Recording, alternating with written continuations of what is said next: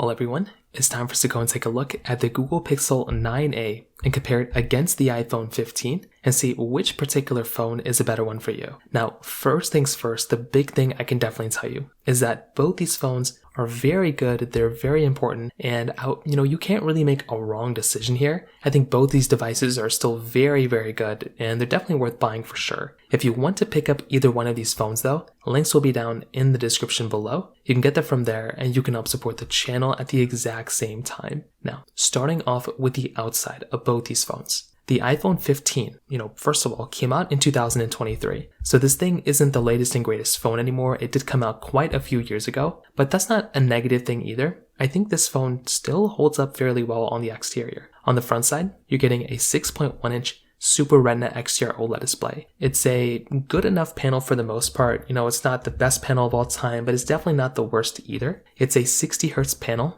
but it gets 2000 nits of brightness, which is actually pretty decent. So there's already quite a bit of flip-flopping kind of going on here. On one hand, this device does hold up kind of well when it comes down to the way the brightness is. But in most other areas, this phone doesn't really do that good of a job. I feel like the 60 Hz panel thing is kind of a really big downside here, and that really does kind of make this phone a little bit of a weirder device when it comes down to it from that side. So again, it's not really the biggest deal in the world, but that could be one of those types of things to kind of keep in mind there. But other than that, I think it still is a pretty decent looking phone for the most part, but it would be nicer to be able to have a higher refresh rate. Whereas on something like the Google Pixel 9a, I feel like this device does kind of give a better experience here a little bit. This type of phone is basically going to be giving you a 6.3-inch P OLED display. So this phone already kind of gives the better impression here. I feel like this phone is a decent phone when it comes down to it from that side. First of all, this phone is essentially going to be giving you 2700 nits of brightness. That is actually very, very good brightness to have. It's a very bright panel in and of itself. It's also going to be going through and giving you 120 Hz as well. That right there is another really big advantage here. Being able to go through and buy a phone that is going to be giving you that, in my opinion, is a very important thing. I love being able to go through and buy a phone that's going to be giving you that type of capability. And I do think this in and of itself, having a panel and having a phone like this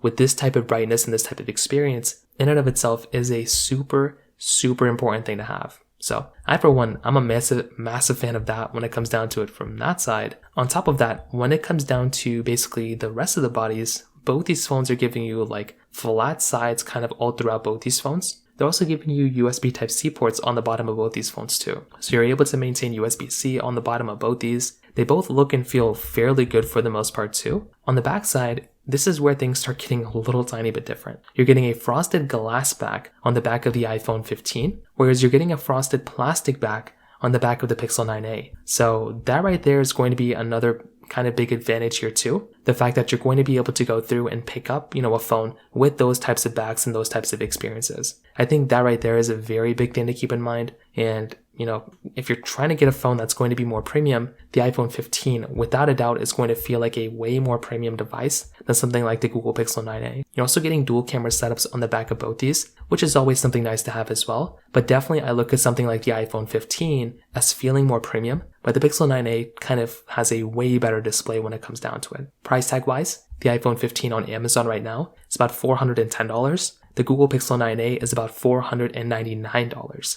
So this right there is going to be another pretty big difference to kind of keep in mind here too. Because if you're wanting the phone that is going to be giving you a better experience, once again, something like the Google Pixel 9a might make a little bit more sense to go ahead and buy. It is actually a much better experience to go through. And, if you're trying to get a phone that's going to be cheaper, brand new wise, the Pixel 9a is cheaper, but the iPhone 15 in the used market is cheaper. So it's up to you. So, that's kind of how they both kind of compare from a price tag standpoint. On top of that, when it comes down to their cameras, like I said before, dual camera setups on both, and there's actually a lot of similarity here. The iPhone 15 has a 48 megapixel wide and then 12 megapixel ultra-wide camera, where the Pixel 9a has a 48 megapixel wide and a 13 megapixel ultra-wide camera. So almost the same megapixel count on the front and the back. However, the iPhone 15 has the capability of having 4K at 60 on the front and the back on that phone, where the Pixel 9a is only giving you 4K at 60 on the back and 4K at 30 on the front. So that right there is going to be a little bit of a disadvantage for something like a Google Pixel 9a, because the iPhone 15 is going to be giving you a little tiny bit better of an experience, I would say, when it comes down to that side. Again, it's not going to be the biggest deal in the world, but that could be one very important thing to keep in mind there.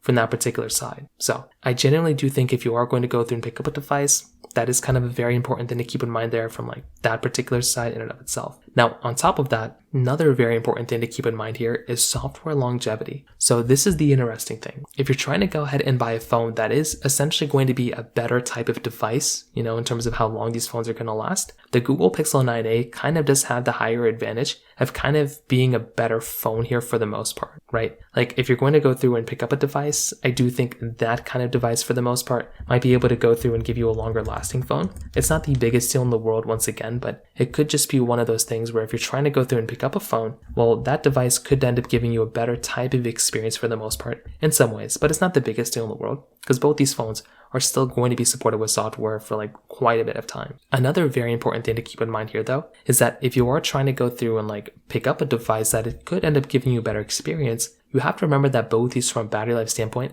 the Pixel 9a is probably going to be giving you better type of battery life than from something like the iPhone 15. So again, it's not really the biggest deal in the world, but once again, if you are trying to go ahead and get a device that is going to be giving you a better experience, I would probably look at something like a Google Pixel 9a as giving you kind of better battery life. Again, it isn't the biggest difference in the world, but it could be one of those things where you look at and you probably want a better type of experience, and that's kind of exactly what's going to end up happening here for the most part. So again, not the biggest deal in the world, but again, it's just one of those things to kind of keep in mind there at the end of the day. When it comes down to performance, the iPhone 15 is going to be giving you the Apple A16 Bionic chip inside with 6 gigabytes of RAM, where the Google Pixel 9a is giving you that Tensor G4 chipset inside with 8 gigabytes of RAM. From a performance perspective, I would probably say that both these phones are probably going to be pretty good performing devices when it comes down to it. Like, I do think if you are going to go through and pick up a phone, both these devices are going to be giving you a decent experience. I think that right there, it is a very important thing to keep in mind.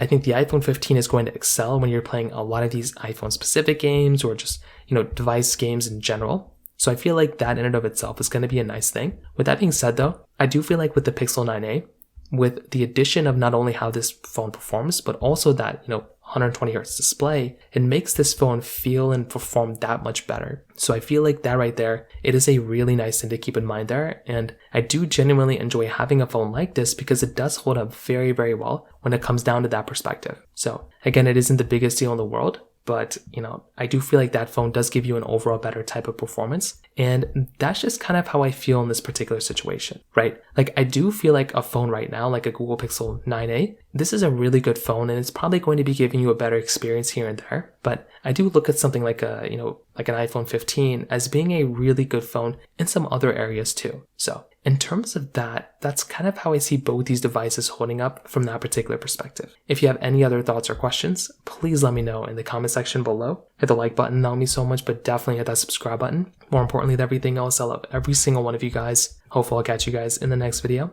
Peace out till then.